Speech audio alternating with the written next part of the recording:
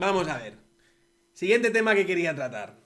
El de este artículo que he visto en Chataca Ciencia, que el titular me ha llamado muchísimo la atención. Dice, la frase tú no lo entiendes porque no lo has vivido funciona justo al revés según este estudio. ¿Sabes cuando todas esas personas, por sus caracteres identitarios, eh, te recriminan que tú ni siquiera des tu opinión sobre alguna temática que involucra a sus grupos simplemente porque tú no perteneces a ellos y por lo tanto tú no puedes opinar? Pues por lo visto hay un estudio que dice que puede ser al revés y me cuadra. Es decir, yo todavía entiendo que evidentemente hay cosas que vive una persona negra con respecto a la realidad de vivir siendo negro, por ejemplo en España, que yo no puedo experimentar y que yo no puedo saber. Eso lo entiendo. Pero yo no acepto la falacia de que tú no puedas opinar y opinar con cierto criterio y con cierta legitimidad y con cierta lógica que muchas veces puede ser superior a la que están esgrimiendo desde el otro lado, que tú no puedas opinar porque tú no compartes el carácter identitario que señala al grupo del que se supone que estarías opinando. Eso no es así. Eso no es así, ¿vale?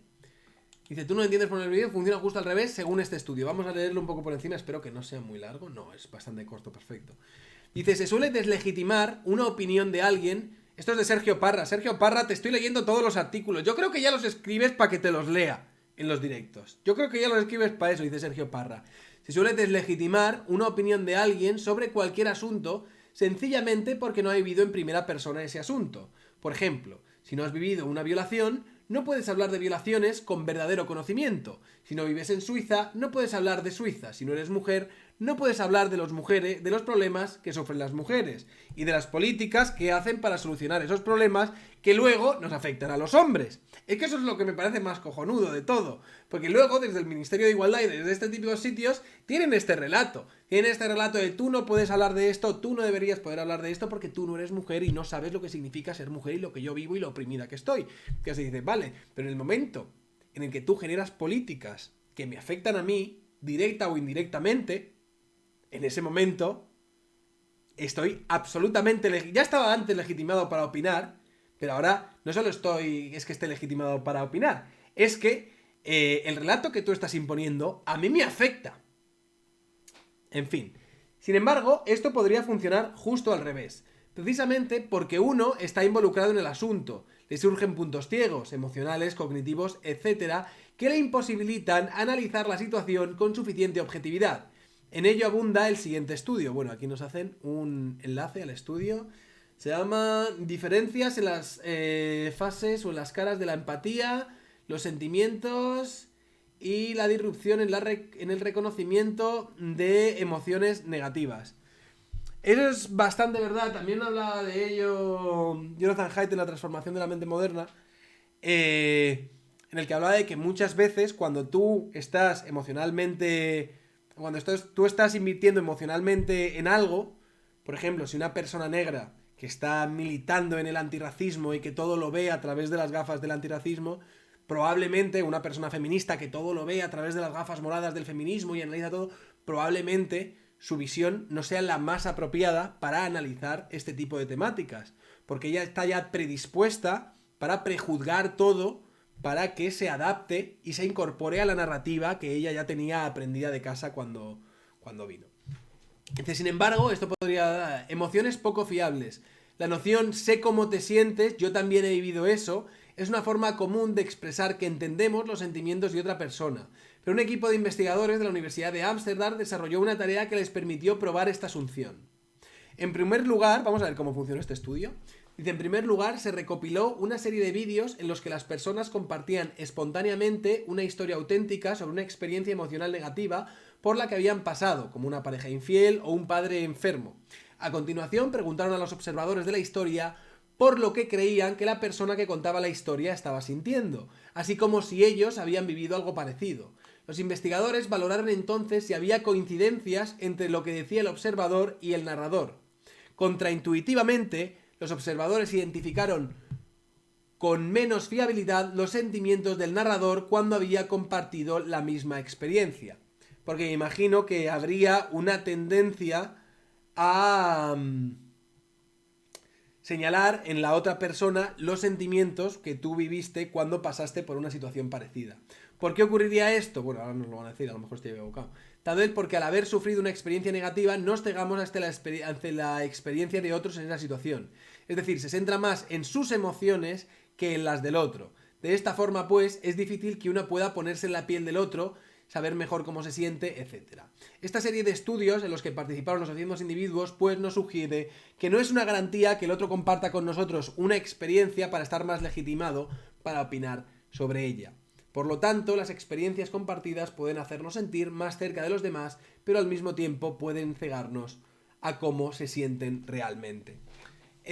A mí me encaja esto y me cuadra perfectamente. Me parece que es así. Me parece que muchas veces el estar fuera del conflicto, sobre todo que se está analizando, que se está evaluando, o el no tener una inversión emocional sobre ese conflicto, muchas veces te ayuda a analizar la situación de una forma más fría y intentar entender muchos otros factores que de otra forma pues no estarías analizando. Eso a mí me sucede bastante, normalmente, muchas veces, al hacer ciertos vídeos y otros no.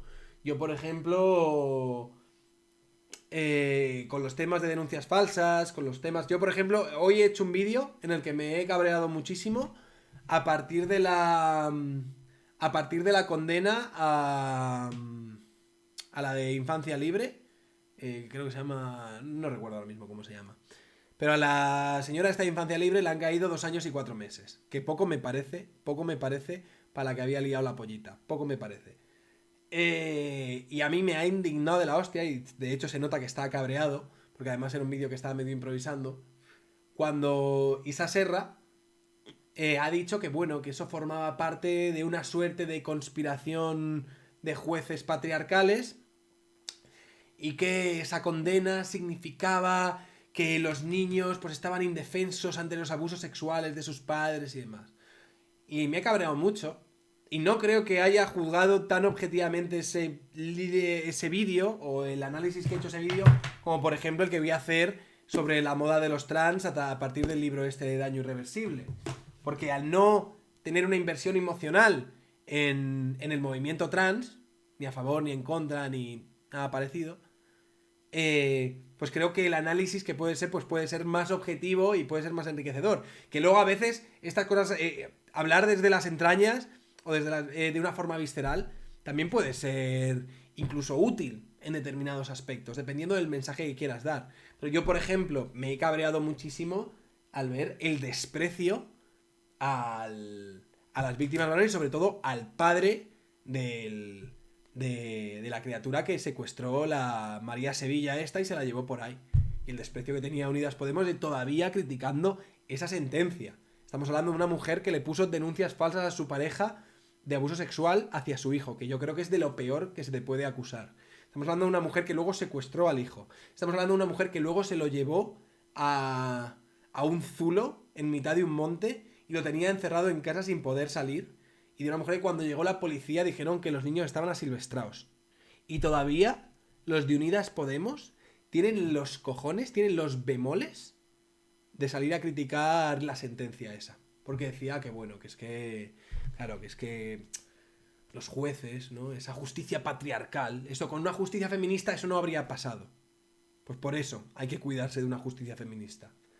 Pero en fin, ha sido un mensaje más visceral y menos analítico. Y otras veces pues se hace un mensaje más analítico y más visceral. Yo creo que se pueden combinar las dos cosas. Yo creo que se puede intentar empatizar, o sea, que se puede empatizar habiéndolo vivido y puedes dar una exposición que puede ser positiva y que pueda aportar cosas. Y puedes, sobre todo, aportar muchas cosas viéndolo absolutamente desde fuera y de una forma completamente fría, intentando ser lo más objetivo posible.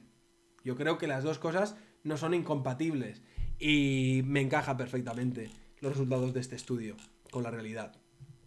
Es lo que hay, amigos, es lo que hay.